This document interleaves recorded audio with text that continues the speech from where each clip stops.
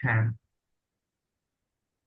আচ্ছা, এবার দেখো আবার বলি যে এইখানে তুমি যেটা কাজ করবা, কন্ডিশনটা এই পর্যন্ত লেখার পর গো টু স্টেপের এই ঘরটা ফাঁকা রাখবা। এখানে গো টু স্টেপ এটা ফাঁকা রাখবা, রেখে তুমি চিন্তা করবা যে আচ্ছা, ইয়েস যদি হয় তাহলে আয়ের ভ্যালু প্রিন্ট করলাম, করে কোথায় যাচ্ছি, করে কোথায় যাচ্ছি, আমরা এখান থেকে এটার মান বাড়াচ্ছি। তাহলে এইটা তুমি স্টেপ ফাইভে যে আগে লিখবা, এই যে এইটুকু লিখবা। এখন তুমি এখানে লিখবা যে আচ্ছা, যদি ইয়েস হয় তাহলে কোথায় গেলাম, I equal to I plus one, এটা কোথায় লিখেছি আমি, তুমি দেখতেছো স্টেপ ফাইভে লিখেছি। এখন তুমি এই জায়গাটা ফিল আপ করবা, গো টু স্টেপ ফাইভ। বুঝছো না বুঝছো নাই? স্যার, বুঝতে আরেক পারছি। আচ্ছা ঠিক আছে, এখন দেখো এই যে মান বাড়াচ্ছে, বাড়ায় আবার কন্ডিশন চেক করে এখানে আসতেছে। তাহলে দেখো এখানে আলটিমেটলি মান বাড়াচ্ছে, বাড়ায় আবার এখানে যে সেই সেম কাহিনী করতেছে। তাহলে কোন স্টেপটা রিপিট হচ্ছে বারবার বলো? স্যার ওই যে ইয়েটা, স্টেপ আই ফোর। আর সেটা। হ্যাঁ হ্যাঁ, ওই এই স্টেপ জন্য ফোরটা, এখানে কি লিখছে? রিপিট স্টেপ ফোর, স্টেপ হ্যাঁ, ফোর। তুমি যেটা করবা, স্টেপের পর কত সংখ্যা লিখবা এটা ফাঁকা রাখবা আগে। এরপর তুমি দেখবা যে আচ্ছা, যেটা আমি রিপিট করব এই কন্ডিশনটা কত নম্বর স্টেপে আছে, যেটা আমি ইনক্রিমেন্ট করব এটা কত নম্বর স্টেপে আছে, এরপরে এই সংখ্যা বসাবা। আগে হ্যাঁ বসাইলে তো মুখস্থ মতো হয়ে গেল, মুখস্থ করার তো কোনো হ্যাঁ, দরকার নাই। তুমি সেটাই। এটা কোথায় লিখেছো সেটা দেখে দেখে তুমি পরে স্টেপ নাম্বার গুলো বসাবা। বাট এই ঘটনাগুলো সেম থাকবে, এই ঘটনাগুলো সেম থাকবে, যে এখানে নই থাকবে, এখানে কিছু একটা রিপিট হবে। স্টেপ নাম্বার গুলো তুমি আগে বসায় নে তারপর দিবা। আচ্ছা, এবার দেখো, তাহলে যখন সে একদম ফলস হয়ে গেল রিপিট করতে করতে, তখন যখন নো হয়ে যাবে তখন তো প্রোগ্রাম বের হয়ে যাবে। বের হওয়া মানে তো আসলে এন্ডিং পয়েন্টে যাওয়া। তখন তুমি এখানে দিবা যে আচ্ছা, এন্ড করা বলতে তাহলে কত নম্বর স্টেপে আছি, স্টেপ সিক্স, এই যে এখানে আছে। এটা দেখে দেখে সংখ্যাটা বসাবো। আশা করা যায় বুঝেছো। এখন দেখো, তাহলে আমরা প্রথমে নিলাম স্টার্ট, তারপরে ডাটা ইনপুট করলাম। তাহলে আমরা বলছিলাম যে এই আয়তক্ষেত্র কখন ব্যবহার করতে হয়, যদি প্রোগ্রামে কোনো ভেরিয়েবলের মান আগে থেকে অ্যাসাইন করা থাকে, অথবা যদি কোনো ফর্মুলা ব্যবহার করি, অথবা কোনো হ্যাঁ কনস্ট্যান্টের মান যদি ডিক্লেয়ার করি। তিনটা জায়গায় আমরা ব্যবহার করব। একটা হচ্ছে যদি কোনো কনস্ট্যান্টের মান ডিক্লেয়ার করি, অথবা কোনো ভেরিয়েবলের মান অ্যাসাইন করি, অথবা যদি কোনো ফর্মুলা ব্যবহার করি, অথবা প্রোগ্রামের যদি কোনো মেইন লজিক ব্যবহার করি। ফর্মুলা না, বাট মেইন লজিক। যেমন আমি দুটা সংখ্যার যোগ করব, তাহলে মেইন লজিকটা কি, sum equal to A plus B. তাহলে এটা মেইন লজিক, তিনটা সংখ্যা হলে তিনটা দিব। তো এই ধরনের যখন ব্যাপার হুম, আসবে তখন আমরা আয়তক্ষেত্রে ব্যবহার করব। আচ্ছা, তাহলে এবার আসো, কন্ডিশন চেক করবে স্টেপ করে, করলো। এই ঘটনাটা কি হতে পারে, ইয়েস অথবা নো। তাহলে যদি ইয়েস ঘটে তাহলে কি হবে, আয়ের মান প্রিন্ট করবে। আর জি স্যার। যদি প্রিন্ট করলো, করার পরে সে কোথায় যাবে, আয়ের মান বাড়াতে যাবে। তাহলে এটাও তো একটা ফর্মুলার মতোই কাজ করতেছে, I equal to I plus one. এই জন্য আবার কিসের ভিতর দিয়েছি, আয়তক্ষেত্রের ভিতর। হ্যাঁ এইবার এটা বাড়ানোর পর কোথায় যাবে, আবার কন্ডিশন চেক করবে, রিপিট স্টেপ ফোর, মানে এই যে এই কন্ডিশনটা চেক করবে।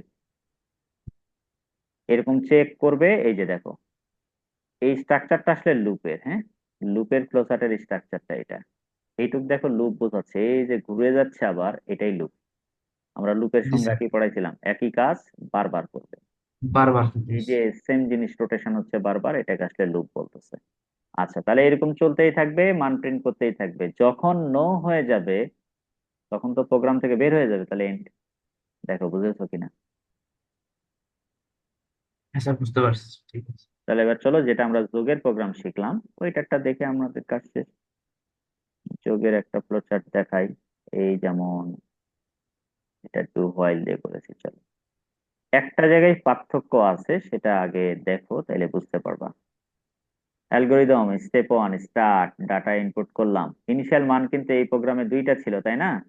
একটা এস ইকুয়াল টু জিরো, একটা আই ইকুয়াল টু ওয়ান। এবার দেখো হ্যাঁ হ্যাঁ, স্টেপ ফোরে, এই ক্ষেত্রে হোয়াইল অনেক জিনিস স্টুডেন্টরা ভুল বুঝে। যেহেতু আমি বলছিলাম যে অ্যালগোরিদম ফ্লোচার্ট ইংরেজি দিয়ে লিখবা, বাংলা দিয়ে লিখলে অনেক বেশি লিখতে হয়, হ্যাঁ। আমি এখানে জি বোঝাইছি স্যার। যখন I less than equal N, এটা কিন্তু লুপের জন্য হোয়াইল দিই নাই, অনেকে ভুল বুঝে। এটা আমি ইংরেজিতে বাংলা ট্রান্সলেশন করে হোয়াইল লিখেছি, যে যখন বোঝানোর জন্য। এটা কিন্তু আসলে অনেকে বলে যে স্যার হয়। এখানে ফর লুপ ইউজ করছেন তো হোয়াইল কেন? এটা তো আমি লুপের জন্য হোয়াইল দেই নাই। অ্যালগোরিদম বা জি স্যার। ফ্লোচার্ট কি নির্দিষ্ট কোনো প্রোগ্রামিং ভাষার নাকি সবার জন্য? সব সবার ল্যাঙ্গুয়েজের জন্য। জন্যই তো সত্য। তাহলে হ্যাঁ। আমি তো এখানে প্রোগ্রামের অনুসারে লিখি নাই। অ্যালগোরিদম বা ফ্লোচার্টে তো হুবহু কোড লেখা যায় না, যায়? আংশিক কিছু মিল থাকতে পারে। তুমি যদি এই জি জায়গাটাতে এইভাবেও লেখো, অ্যালগোরিদম বা ফ্লোচার্টে, যে I less than equal N, কোনো সমস্যা নাই, কারণ আমি তো এটা প্রোগ্রামের কোড জি। লিখতেছি না। প্রোগ্রামের কোড লিখলে ওই প্রোগ্রামের সিনট্যাক্স গুলো আমার মেনে চলতে হয় যে কিভাবে লেখা যায়। কিন্তু জি আমি স্যার। যখন অ্যালগোরিদম ফ্লোচার্ট করব তখন সেখানে হুবহু আমার কোডিংটাকে ফলো করার কোনো দরকার নেই। আমি এখানে দিয়েছি এই রিয়েল ফিল্ডটা দেওয়ার জন্য, যে এটার জন্য দিলেও সমস্যা নাই, আবার না দিলেও প্রবলেম। আচ্ছা, তাহলে দেখো, এখন ওই কাহিনীগুলো তো বুঝে গেছো। রিপিট স্টেপ 5, জি এই স্যার, যে বুঝতে এস পারছি। ইকুয়াল টু দেওয়া আছে, এটা আমরা শিখছিলাম একটু আগে। তাহলে মেইন লজিকটা স্টেপ 5-এ, তাহলে এই কন্ডিশনটা যতক্ষণ ট্রু হবে এই লুপ অফ দা বডির মধ্যে ঢুকবে। তাহলে লুপ অফ দা বডির হুম, ভিতরে কে আছে? S equal to S plus I. আর এইটাতে ঢুকলেই তো ক্ষান্ত হবে না, আবার এখান থেকে যাবে কোথায়? এখানে যাবে। হ্যাঁ। এখানে যদি তুমি এই এইটা আগে লেখো আর এটা পরে লেখো তাহলে কিন্তু একটা গ্রেট মিস্টেক হবে। কারণ তোমার প্রোগ্রামে যদি আগে ইনক্রিমেন্ট কিভাবে করবে? আগে তো মূল লুপ অফ দা বডির মধ্যে ঢুকবে, তারপর না জি স্যার। ইনক্রিমেন্টেশন হবে। তাহলে কোনো স্টুডেন্ট যদি এখানে লিখে ফেলে I equal to I plus one বাম পাশে আর S equal to S plus I ডান পাশে, তাহলে এটা কি হবে? না তোমরা স্যার। ক্লাসে অনেক সময় প্রশ্ন করো না যে স্যার আমার যদি দু এক জায়গায় ভুল যায় জিরো দিবেন? আমরা কি বলি? যে তুমি কোটেশন ভুল করছো, সেমিকোলন ভুল করছো, অনেকগুলো মিস্টেকের জন্য 1 মার্ক কাটবো। এমন কিছু ভুল করেছো যেটার জন্য আসলে প্রোগ্রামটাই হবে না, তাহলে তোমাকে জিরো দিতে পারি অথবা স্যারে 2 দিতে পারি। এইটা হলো এই ধরনের মিস্টেক। কারণ তুমি আগে ইমপ্লিমেন্টেশন দিয়ে দিচ্ছ, এটা তো সম্ভব না। আগে তো সে লুপ অফ দা বডির মধ্যে ঢুকে এটার কাজ না সবার শেষে হবে। হ্যাঁ স্যার, সেটা। তুমি এখানে পাল্টায় দিবা তখন কিন্তু ভুলে যাবে। আচ্ছা, তাহলে এটা হয়ে গেল। এবার দেখো ফ্লোচার্ট স্টার্ট করলো। এবার ইনিশিয়াল ভ্যালু নিল, আর কন্ডিশন তো আমরা জানি, ডায়মন্ড সিম্বল, এগুলো আগেও বলছি। ডায়মন্ড সিম্বল আসলো, এসে এটা যদি ইয়েস হয় তাহলে সে কি করবে? S equal to S plus I. এটা একসাথেও দিয়ে দিতে পারো, আবার দুইটা আলাদা আলাদা আয়তক্ষেত্র ব্যবহার করতে পারো। তুমি যদি দুইটা ব্যবহার করো তাহলে এখানে পার্টিশন দিবা, আর এইটা শেষ করে আবার একটা অ্যারো সাইন দিবা। তো আমি যেহেতু বলেই দিছি যে কোনটা আগে কোনটা পরে, সিকোয়েন্স ঠিক রাখলে তুমি একটার ভিতরেও দিতে পারো, কারণ আমরা তো জানি আগে এটা হবে তারপরে এটা হবে। তো মূলত দুইটা দিয়ে আলাদা কেন অনেক রাইটার করেছে, যে আগে ওই কাজটা হবে দেন আরেকটা ঘটবে। তো আমি যখন এটা আগে দিচ্ছি সেটা এটাই ক্লিয়ার করতেছে যে আগে এটা ঘটবে তারপরে এটা ঘটবে। তো সেই ক্ষেত্রে তুমি একটা শেপের ভিতরে দিতে পারো। এইবার এখানে যখন কন্ডিশনটা ট্রু হবে চলতেই থাকবে, যখন নো হয়ে যাবে এবার কিন্তু এন্ড ঘটবে না।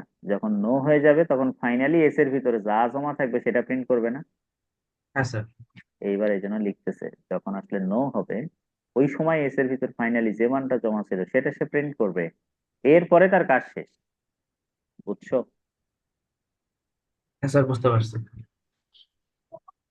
সবই ঠিক থাকবে অন্য যতগুলো প্রোগ্রাম শিখালাম, খালি ওই যে লজিক গুলো চেঞ্জ হবে। তবে একটা জায়গায় আমি তোমাকে বলি যে কোন জায়গাটাতে চেঞ্জ হবে। একটা জিনিস মাথায় ভালোভাবে প্রবেশ করায় নাও, ফর লুপ আর হোয়াইল লুপ দুটারই নাম কি? Entry control loop. জি স্যার। তাহলে এরা কন্ডিশন আগে চেক করে দেন ভ্যালু প্রিন্ট করে। তাহলে মনে রাখবা, হ্যাঁ। ফর আর হোয়াইল লুপের ক্ষেত্রে সব প্রোগ্রামের অ্যালগোরিদম আর ফ্লোচার্ট সেম, কোনো চেঞ্জ নাই। ঠিক আছে স্যার, বুঝতে তাহলে পারছি। চেঞ্জটা কোথায় হবে? ডু হোয়াইল লুপের ক্ষেত্রে হবে। কেন? কারণ ডু হোয়াইল লুপে কন্ডিশনকে আগে চেক করে নাকি পরে চেক করে? পরে। এই জন্য এই ডায়মন্ড সিম্বলটা এখানে থাকতে পারবে না। এইটা হ্যাঁ, পরে হ্যাঁ, হ্যাঁ। চলে যাবে, লজিকটা উপরে উঠবে, শুধু এই জায়গাটাতে পার্থক্য। অনেক রাইটার পাঞ্জেরি টেস্ট পেপারে কিন্তু এটার সলিউশন ভুল দিয়েছে। বর্তমানে এটা কারেকশন করেছে কিনা আমি জানি না। আগের গুলোতে মানে ফর লুপের জন্য যা অ্যালগরিদম ফ্লোচার্ট দিছে ডু হোয়াইলের জন্য তাই দিছে, কিন্তু আসলে ও। কি দেওয়াটা উচিত হয়েছে? না স্যার, তা ঠিক হয়নি তো ডু এটা হোয়াইল দেখে। লুপের ক্ষেত্রে তো কন্ডিশন লাস্টে চেকিং হয়, তাহলে লাস্টে হবে। যে আগে দিয়ে দিচ্ছে এটা তো হয় না। কারণ পরীক্ষায় বলাই আছে উপরে ডু হোয়াইল দিয়ে প্রোগ্রাম সলভ করো, এবং বলছে উদ্দীপকের প্রোগ্রামের ফ্লোচার্ট বা অ্যালগোরিদম লেখো। তাহলে উদ্দীপক যদি ডু হোয়াইল দিয়ে করা থাকে, তাহলে ডু হোয়াইলের যেটা ফ্লোচার্ট তোমার সেটা ব্যবহার করতে হবে, যেখানে আগে লজিক পাবে দেন পরে কন্ডিশন পাবে। জি আন্দাজি স্যার, লিখলে তো সেটাই। হবে না। হ্যাঁ, হ্যাঁ। তাহলে এখন হোয়াইল লুপের ক্ষেত্রে এটা দেখালাম না, এটা সেম থাকবে। ডু হোয়াইল এর ক্ষেত্রে শুধু দেখো যে কি ঘটনাটা ঘটতেছে। এই যে এখানে এসে আগেই সে লজিক পাইছে, খেয়াল করছো? আগে তারপর কিন্তু স্টেপ 4 এর লজিক ছিল, স্টেপ 5 এ কন্ডিশন পাবে। দেখো তো বুঝতে পারছো কিনা? তো স্যার দেখো, তাহলে আরো ভালোভাবে বুঝতে পারবা। এই যে এটা দিলাম, এইখানে এসে মূল লজিকটা আগে পেলো, দেখো কন্ডিশনটা পরে চলে গেল। কারণ কি? এই যে প্রোগ্রামের দিকে তাকাও, আগে সে মূল লজিক পেলো, লাস্টে যে কন্ডিশন চেক করলো, তাহলে কন্ডিশন তো সে পরেই পাবে। এই জন্য এই কন্ডিশনটা যতক্ষণ ট্রু থাকবে ততক্ষণ পর্যন্ত লজিকটা সে চেক করবে। আর যখন ফলস হয়ে যাবে তখন এস এর ভিতরে যা জমা থাকবে সেটা প্রিন্ট করবে। বুঝছো কিনা? এই বুঝতে পারছো? জি স্যার। এই যে ভালো করে দেখো, তাহলে এইটা কিন্তু উপরে চলে গেছে, দেখো লজিকটা উপরে চলে গেছে আর কন্ডিশনটা নিচে আসছে। কারণ এখানে খেয়াল করে দেখো, এই জায়গাটাতে আগে লজিক পাচ্ছে, জি এরপরে স্যার, আর ওটা। কন্ডিশন। হ্যাঁ। এই জন্য এখানে আগে লজিক, এই যে এখানে আগে লজিক দেন কন্ডিশন। বুঝছো না বুঝো নাই? জি স্যার। জি ধরো স্যার, তোমাকে বুঝতে একটা পারছি। বেসিক প্রশ্ন করা হলো অনুধাবনে, অ্যালগোরিদম এবং ফ্লোচার্টের মধ্যে কোনটি ভালো, কি অ্যান্সার করবে? অ্যালগোরিদম আর ফিউচারের মধ্যে কোনটি ভালো? স্যার, ফ্লো চার্ট নাকি? ফ্লোচার্টটাই ভালো হবে, কারণ চিত্র দিয়ে বোঝালে মানুষ এটা ক্লিয়ারলি বুঝে। মনে করো যে আমি শাইন কলেজ থেকে আদমজিতে কিভাবে যাব, আমাকে একজন হ্যাঁ। ডায়াগ্রাম করে দিয়ে বোঝালো, সেটা ভালো হবে না মৌখিক ভাবে স্টেপ বলে দিল এই তুই এখান থেকে ইয়াতে যাবি, ওয়ার্কশপে স্যার, যাবি, ওই ওখান থেকে এই যাবি? এটা কঠিন হবে। ডায়াগ্রাম স্যার দেখাই দিলে। ডায়াগ্রাম দিলে কিন্তু যে কোনো জিনিস বোধগম্য বেশি হয়। আচ্ছা, আরেকটা হ্যাঁ। জিনিস যদি এরকম দেয়, অ্যালগোরিদম ফ্লোচার্ট কোডিং এর ভিতরে একটা ক্রম আছে, কোনটা আসলে আগে আসছে, কোড, অ্যালগোরিদম না ফ্লোচার্ট? তো কোনটা স্যার আগে আগে লিখবো না? আগে অ্যালগোরিদম তৈরি করছে, তারপরে হ্যাঁ, ফ্লো এই চার্ট। ফ্লোচার্টটা আসলে প্রোগ্রামারেরা নিজেরা বোঝার জন্য, হ্যাঁ। বেসিকলি জি স্যার। অ্যালগোরিদম আর ফ্লোচার্ট একই জিনিস, একটা হলো গ্রাফিক্যালি দেখানো হয়, একটা স্টেপ বাই স্টেপ প্রসিডিওর দিয়ে দেখানো হয়। এই দুটাকে আসলে আলাদাভাবে চিন্তা করা যাবে না।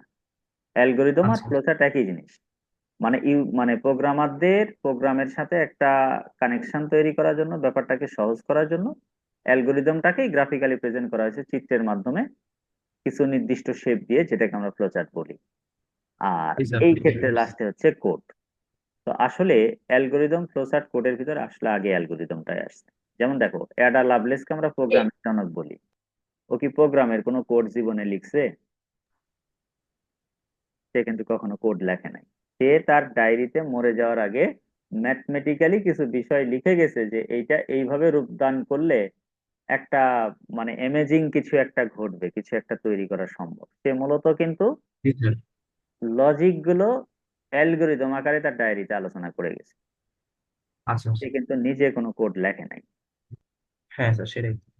তার মানে ব্যাপারটা হচ্ছে অ্যালগোরিদমটা আগে আসছে। তাহলে ওনাকে সম্মান জানানোর জন্য আসলে প্রোগ্রামের জনক বলা হয়, এই জন্য যে প্রোগ্রামে যে স্টেপ বাই স্টেপ প্রসিডিওর মেনে কোনো কিছু একটা তৈরি করা সম্ভব, এরকম ধারণা কিন্তু উনি আসলে প্রথমে দিয়েছে। পরে জি স্যার। প্রোগ্রামারেরা জাস্ট বিভিন্ন ল্যাঙ্গুয়েজ বানায়, তার একটা স্পেসিফিক কিছু কিওয়ার্ড দিয়ে, কিছু রুলস রেগুলেশন, কিছু সিনট্যাক্স দিয়ে এগুলো বানাইছে। তাহলে ঢাকা ও, বোর্ডে এই জন্য একটা কোশ্চেন আসছিল, কোডিং এর পূর্ব শর্ত অ্যালগোরিদম ব্যাখ্যা করো। বুঝছো প্রশ্নটা? কোডিং কোডিং এর এর পূর্ব। পূর্ব শর্ত অ্যালগোরিদম ব্যাখ্যা করো। তাহলে আগে তো অবশ্যই অ্যালগোরিদম আসছে। হ্যাঁ। অ্যালগোরিদম অনুসারে প্রোগ্রামের নিয়ম নীতি মেনে আমি কোডগুলো লিখতেছি। জি স্যার। তাহলে আশা করা যায় বুঝেছো। তাহলে এগুলোর অ্যালগোরিদম প্রসেস সব শেষ। এর পরের দিন আমি যেদিন যেদিন ফ্রি থাকবো তোমাকে আমি নিজেই নক দিব। মূলত এর ঠিক পরের আছে। পড়াগুলো বোনাস পড়া, হ্যাঁ। তোমার যেগুলো একাডেমিকে বেসিকলি যেগুলো আসছে বোর্ডে, ঢাকা বোর্ডে, সেগুলো আমাদের শেষ। ও, আচ্ছা স্যার, এরপরে ঠিক আমরা আছে। দু তিনটা এক্সট্রা টপিক পড়াবো, যেগুলো পড়লে আমাদের প্রশ্ন যদি কঠিনও হয় দেখবো ওর বাইরে আসবে না। ঠিক আছে? আল্লাহ আচ্ছা হাফেজ। স্যার, ঠিক আছে। আচ্ছা, আসসালামু আলাইকুম স্যার।